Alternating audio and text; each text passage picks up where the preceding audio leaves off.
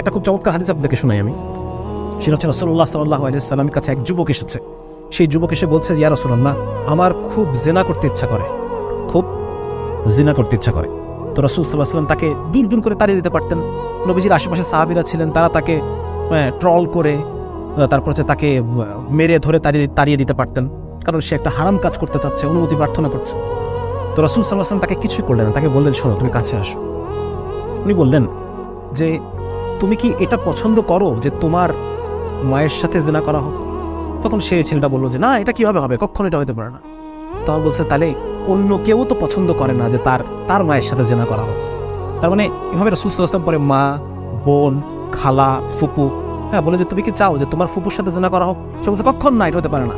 তখন নবীজি বলছেন, তাহলে অন্য কেউ তো চায় না যে তার ফুপুর সাথে জিনা করা হোক, অন্য কেউ তো চায় না যে তার মেয়ের সাথে করা হোক, অন্য কেউ তো চায় না যে তার মায়ের সাথে করা হোক, অন্য কেউ তো চায় না যে তার বোনের সাথে করা হোক, ঠিক যেরকম তুমি চাও না।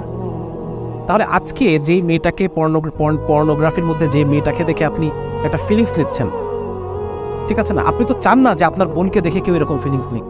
আপনি তো চান না যে আপনার মাকে দেখে, আপনার বোনকে দেখে, আপনার কন্যাকে দেখে, আপনার স্ত্রীকে দেখে কেউ এরকম ফিলিংস নিক। তারপরে আরেকজনও তো সেরকম চায় না। এই মেয়েটারও তো ভাই আছে, এই মেয়েটারও তো বাবা আছে, এই মেয়েটারও তো সন্তান থাকতে পারে। মানে ব্যাপারটা হচ্ছে এইটা যে আমার সাহেব এরকম বলেছিলেন যে যখন কাউকে দেখে অন্তরের মধ্যে এই ধরনের একটা কুপ্রবৃত্তি জাগ্রত হবে, তখন সাথে সাথে সেই জায়গায় নিজের মাহরাম নারীদের কথা কল্পনা করা এবং সাথে সাথে উইথড্র করা। কারণ আমাদের মাহরাম নারীদের এরকম আমরা দেখতে চাই না, কারো ভোগের পাত্রী হিসেবে আমরা দেখতে চাই না। আমার মাহরাম নারীদেরকে আমি অনাবৃত অবস্থায় এভাবে দেখতে চাই না।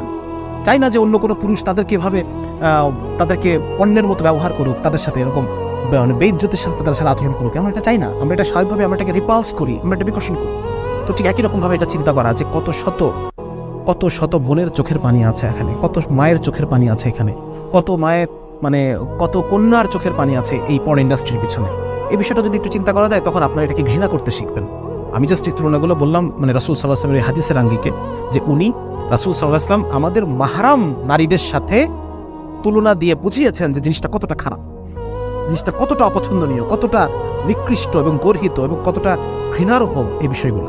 তো যার কারণে এইভাবে আমরা ঘৃণাটা তৈরি করতে পারি, ঠিক যেভাবে রাসূল সাল্লাল্লাহু আলাইহি ওয়াসাল্লাম ওই যুবকের অন্তরে মাহরাম নারীর সাথে তুলনা দিয়ে ঘৃণা তৈরি করে দিয়েছেন, এবং ওই যুবকের কলবের মধ্যে রাসূল সাল্লাল্লাহু আলাইহি ওয়াসাল্লাম হাত দিয়ে দোয়া করে দিয়েছেন যে আল্লাহ, একে আপনি এর কলবকে আল্লাহুম্মা তাহির কলবাহু, যে আল্লাহ তাআলা আপনি তার কলবকে পবিত্র করে দেন।